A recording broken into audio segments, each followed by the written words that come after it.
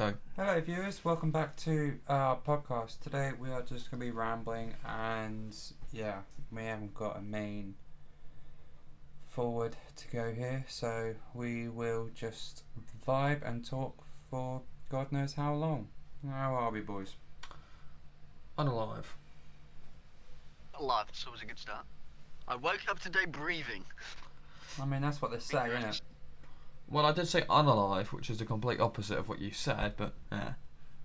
But yet we're able to talk on this podcast. That means you've magically learnt to talk from the undead state, or you did in fact wake up this morning. Unfortunately, I woke up this morning, yes. Yes, that's it. So you're not undead. You aren't unalive. Hmm. But the only wrong fact on this podcast. I'm joking. 100% educational. Finally. Slightly.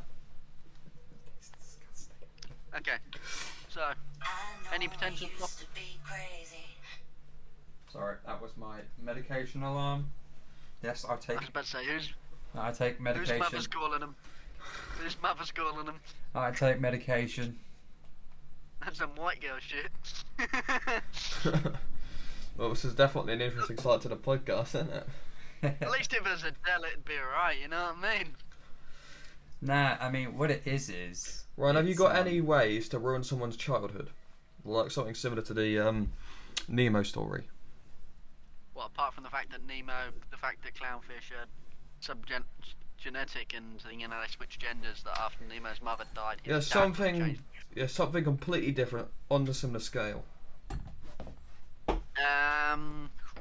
So we're talking about the Toy Story storyline, really?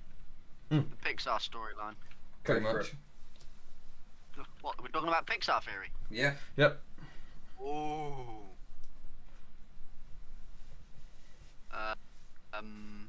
Well, all the Pixar movies are connected, and there's a timeline that actually secretly relates to them all. Well, yeah, that's obvious. Did you know Another. Rick Sanchez is in Toy Story 2? I'm not sure if anyone's noticed that, but I have. Whereabouts is that? Toy Story 2 or Toy Story 3. Which... He's flying a spaceship out one of the windows. I could show you the clip later. Oh, I don't know about that. It generally is. They're not connected at all. But it's just in there. And then in an episode of Rick and Morty, Woody's in there as well. Your bearded Jackan's doing a bit of a climb again. You bastard!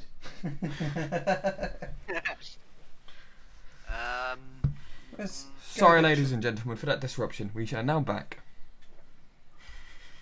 So, I have a question. I've got a. Favourite villain ever? Have you talking about Pixar theory? Okay, it's You know, completely coming avoid back my to that quick one. question. What's the girl from Inside Out called? Riley. Yeah. Yes. Have you heard that there's a theory that she's actually Boo from Monsters Inc. Yeah, just the looks But to make it look obvious. Little cuss though. It is a little cursed, yeah. Well, But not also little, but assume- It's cursed, but it They makes would sense. They would also assume that things like Up and Monsters Inc. They're related. and everything. I'd say they're They're related, not aren't they? only related, it would suggest that animals have already evolved past the human form and they can talk during Toy Story. I want to know the magic in Toy Story. Now, the theory is, right, on that, the toys can talk, but the fact that the toys stop talking when Andy walks into the room would suggest they can always talk and Andy can actually hear his toys. But then, if Andy can This hear, is if the- Andy can hear his toys, then why the hell do they go flop when he walks in? But the fact they stop talking would suggest that that humans and animals and everything have evolved so far past humans that they're talking and the humans are unaware of this evolution, that the toys and the animals are slowly taking over, like they do in Monsters Inc. That also means things like Nemo and everything. By rights, the humans could probably hear the fish talk. That makes it even weirder. Oh, Dylan. That's cursed. Is your brain hurting yet? Now, It's about to pop. fuck up. Hold the fuck up. If you're telling me the humans captured, which clownfish was it? Was it the dad or was it Nemo? Nemo. They Nemo. captured Nemo and put him in the fish tank with all these other fishes. You're telling me when they walk near the fish, when the girl goes near the fish tank, she hears Nemo talking. There's a chance, unless there's some magical step where there's a point in the Pixar that the animals and the humans could finally understand each other without needing any further technology. That means at some point, if Nemo can't be heard in the earlier Pixar films, by the end in the later, newer Pixar films, animals have evolved to the point they also speak the same language as the humans. What the fuck is your dragon doing? Well, luckily for him, his dragon can't hear what he talks about, and his dragon can't talk back to him. Well, if it did, that'd be a problem because he stuck his middle finger up the other day. So I think he knows something. Maybe he can hear you. Maybe he is secretly plotting to kill you. You took me from my siblings. Go fuck yourself. Pretty much, yeah. Now, as you can tell by the swearing, this is clearly not a PG-13 podcast. No, And I wouldn't recommend listening to us in your school class, or in your college, Please, or in your work, or anywhere. Apart from in your room, lights off with headphones.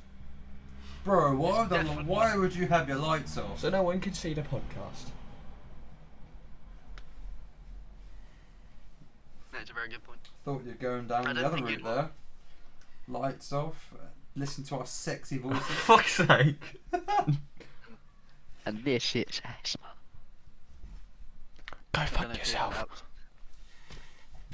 That's weird, especially if they've just turned their lights off. And here we have the mad human species. I think the only mad human species is us, Ray Jan. My point. That's literally why I said it. Yeah.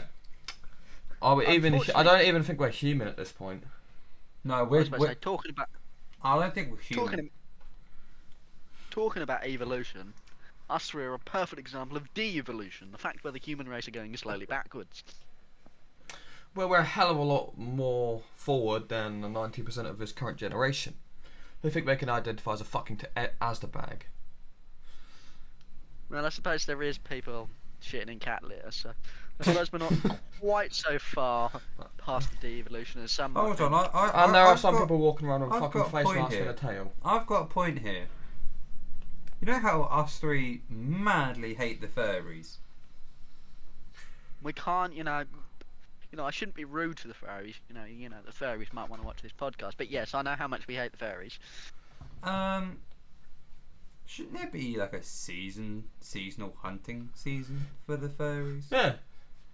Because I mean, there's hunting season for the bloody animals. And if so they why want to be can't if they want to identify as an animal, we can identify as we want to shoot them. we- Exactly. If they can identify as the animals, we can identify as the hunters. Yeah. Yeah, so we can shoot them. No, my With point. no, No, that's legal not the point. responsibilities. That's not my point. The point is, if they want to identify as animals, then surely they can come under the hunting season, which means then we can go out and hunt animals. But if we see a furry, bang instead. What you're trying to say is we should have seasonal hunting for furries, like Yeah. we do, like partridge and everything. Yeah. Yeah, pretty much. But that comes what you under really- homophobia, not hunting, unfortunately. And genocide. Unfortunately, it sounds bad, but I'm pretty sure things like this are covered under the Disability Act. Oh, you're joking.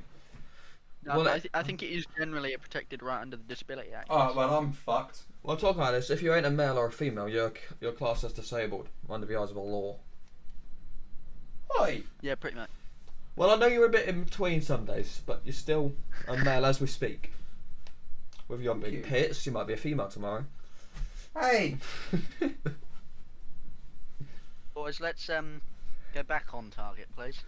Oh, And yeah. not talk about his wobbly tits. Sorry. They're not wobbly anymore. They're getting more sturdier because I'm losing the weight. And you ain't got a six-pack yet, so shush. Oi! I'm getting there. There's only a 4-pack. never It's touched- only a 4-pack of rolls now. It used to be 8. I've lost 4. Let's put it this way. I have never been close to a gym in my life, and I'm closer in this current space and time to a six-pack than you probably Hey, there's only one reason why you're closer to a 6-pack than us two. Anorexic bastard. You're an anorexic bastard, and you have the fastest metabolism that I've ever heard of or seen. to be an. And you did struggle to lift a 20 kilogram weight, which kind of says it all. I was a swimmer for a while, you know. I'm streamlined for a reason. You know, it's athletic. And I box Anthony Joshua. Fucking hell, mate. I was actually nearly a competitive swimmer for the county. Exactly. But you weren't professional. And you weren't ever getting fucking close to Anthony Joshua, so I guess we're even. My point. Touche. Okay, and our next podcast is going to be just the two of us, you know, as we're ringside, as he fights Usyk. For the Fuck heavyweight that. title. Fuck that. I'm not fighting Usyk. You heard Fabio Wardley might be, though. What? Fabio Wardley, you know, world heavyweight guy that had his match at Portman Road. Yeah, but surely it's got to be what's his name? The big, massive black guy who has really nice manners but barely talks. But he's British. One that's predicted. Well, the guy that's predicted next to fight Usyk, and the winner of that fight is going to fight Fabio Wardley in that one. Yeah, Daniel Dubois. There you go. Yeah, Dubois and Usyk are predicted to fight at some point. I don't know if it's confirmed or But it's what, but kind yeah, of they're is. saying- It's not fully confirmed, but it might as well be confirmed because they both want the saying- fight. They both want the fight. they're saying that the winner of that, because Fabio Wardley pretty much has a title they haven't got, is going to fight Fabio Wardley, and it will cause the unification of the titles. Which then mean one of the fighters will have to drop the a title. Again. That means Fabio Wardley's going to have a title match at some point either way, no matter if Dubois and Usyk want it either way, because they're going to have to unify the titles. Yeah. Means Fabio Wardley's pretty much just walked into having a fight and Dubois or Usyk. Yeah. Anyway, back on track to earlier. What? Um, Talking about theories or talking about Pixar? Neither. I asked a question and you both completely blanked me. So what do you say? It's because you said you were going to fight Anthony Joshua. You're not Jake Paul. We're not calling out boxers now. I call out. That's James Tyson. The only Yeah, my name's Yeah, James the only thing- Tyson. I've had one fight. And you I lost. haven't. I haven't had any fights. I lost against a punching bag, for fuck's sake. Okay, so it's not You- ready you'll look- for Anthony Joshua quite yet. I'll take on Jake Paul. You How lose am I a- joking? you lose yourself in the mirror. I know, yeah, done that once. The glass shatter. No, my hand started bleeding. Even before I punched the glass. Fuck me. I was scared. Anyway, my question was, who's your favourite villain? And an additional question, who do you think was the most methodical villain ever to exist? Both. Whoa! We were talking about Pixar here. Oh, I thought you just said villain. I didn't know if we were talking about in the general sense or just Pixar. You just said villain. I got confused. But yeah, moving on from that, Hitler for sure. Okay, who would you say is the most? Think about it. Who would you say is the most methodical Pixar villain? I have one, but it's not Pixar. Dr. Eggman. I wouldn't say he's methodical, mate. He's up there. How the fuck is he up there? He never caught his bloody guy is after. Okay, it's Sonic. Well, they. I don't think he caught Sonic. It's a tough one actually. There's some good ones. I mean, Um, I'm trying to think now. Because I don't watch Pixar movies. you really started a really bad conversation then. We should have skipped with Hitler. No, I'll tell you what though. Is it Chick from Cars? You know, the green car? What, Chick Hicks? Yeah, Chick Hicks. He was methodical at the beginning of the movie. When he crashed out the blue dude and lightning.